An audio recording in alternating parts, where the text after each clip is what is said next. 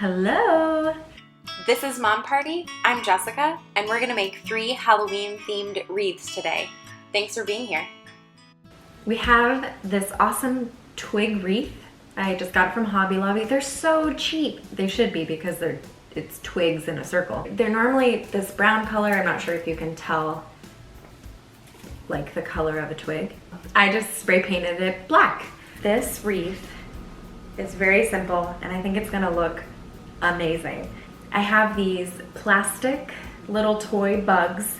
They were a bunch of different colors and I just spray painted them white because I think that'll look really cool, like contrasting against this black wreath that we've got. All we're gonna do is hot glue them on. The way that I wanna do my wreath is to have the biggest group of bugs down in this bottom right-hand corner and then have it kind of look like they're crawling up towards the top, so they'll get a little bit more sparse as they get up here. So now we just need to glue it on, but I'm still waiting for my hot glue gun to heat up. I plugged it in like, I was gonna say a half an hour ago, but that's not true. I just feel like it was a half an hour ago.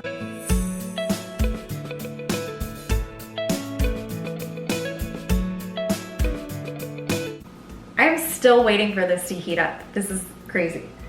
We're ready.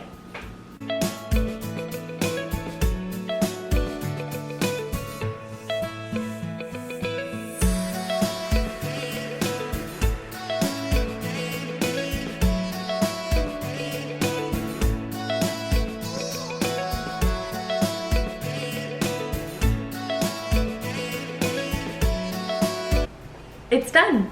Ta-da! It looks kind of creepy, right? I love it. So this is just a really easy and kind of foolproof craft that you can do.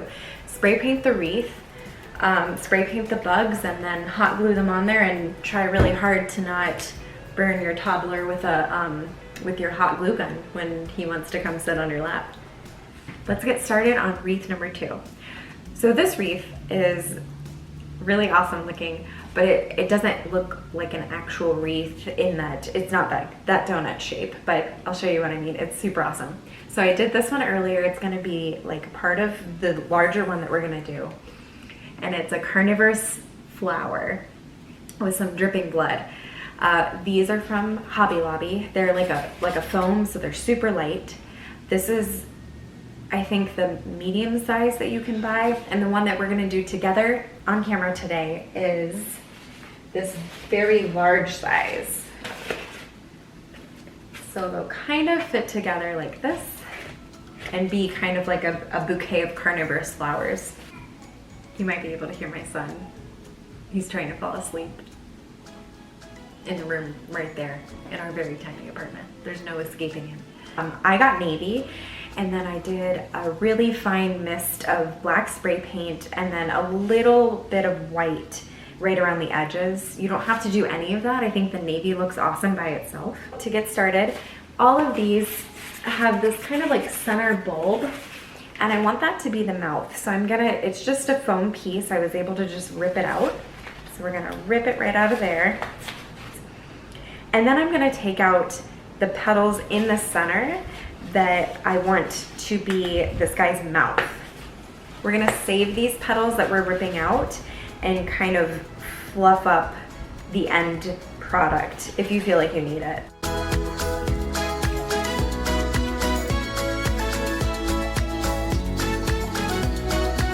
I took out quite a few layers of these petals.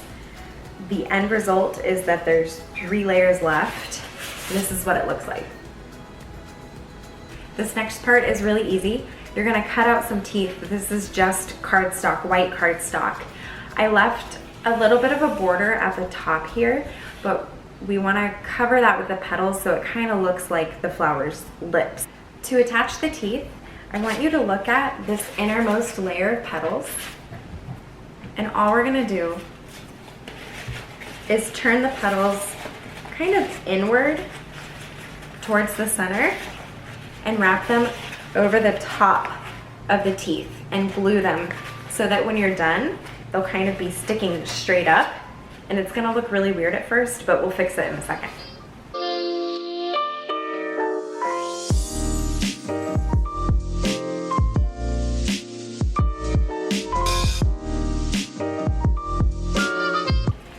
gonna do the same thing with the bottom row of teeth.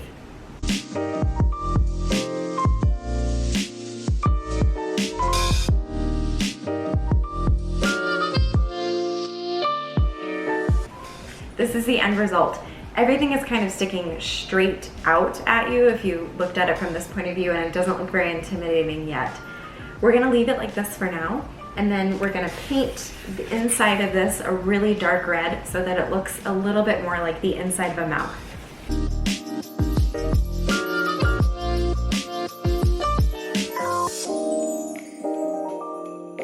And you have the inside of a mouth. So now we're going to take these teeth and bend them inward so that they look a little bit more like actual teeth.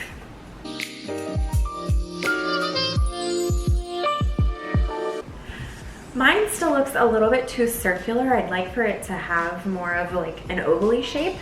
So I'm just gonna hot glue the corner of this guy's mouth to this petal that's like right adjacent to it.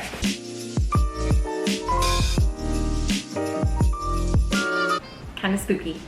So I'm not sure that you can tell because it is so dark, but this looks a little sparse where we kind of bent everything in. This is where you would bring back the petals that you pulled off previously. I'm just gonna put a little bit of hot glue at the bottom and stick them in where I think it needs to be filled in a little bit.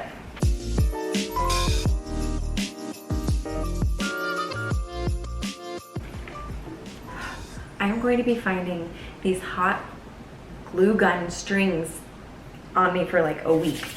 The very last step is to take some red paint and add some dripping blood around his teeth and around the mouth and onto the petals.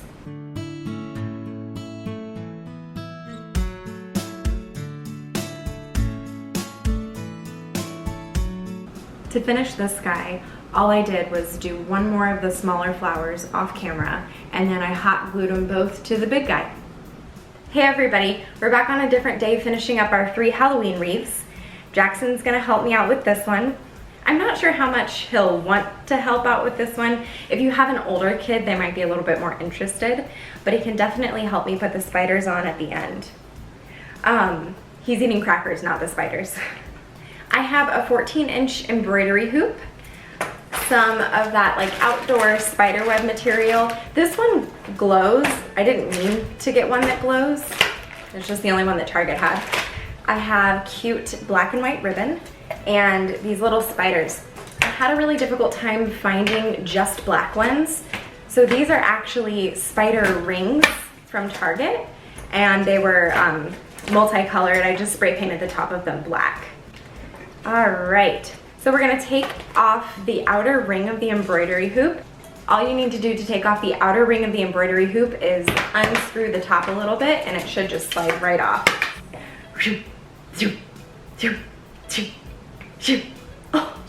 To do this wreath, I'm gonna stretch some spiderweb material around this inner hoop from the embroidery ring. I'm gonna see if Jackson wants to help me. And then I'll slip the outer ring back over the top and tighten the screw on the top to kind of set everything in place.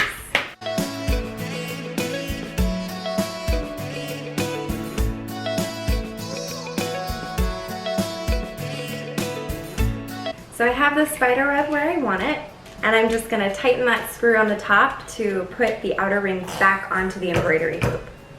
I'm also gonna give my toddler very sharp objects to play with. We've got everything screwed on, and now I'm gonna go back and cut off the excess around the back of the hoop. We've cleaned everything up, and now we're gonna add some spiders.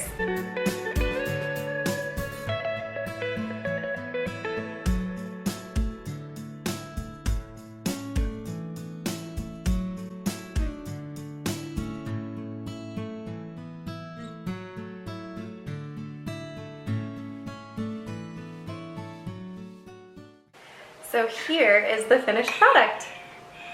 We just tied a ribbon around the embroidery hoop at the end. I had to rip a little bit of the spider web to get the ribbon on at the end, but it didn't matter. Everything held its place and it looks awesome. All 3 wreaths are finished and they look so good. Now I just need 3 front doors to use them all at the same time. This is the first one we did with the white little bugs on our twig wreath. This is the finished product for wreath number 2, and it might be my favorite. It's really kind of gross and creepy looking. Here's wreath number 3 that Jackson and I finished together. The spiders stay on by themselves pretty well if you wiggle them into the spider web, but you can glue them just for a little bit of extra security. Head on over to my Instagram page @mompartyyt to see all these wreaths in action. I'd love to know in the comments if you guys have a Halloween tradition that you do every year. And if you loved this video, like and subscribe. I'll see you next week.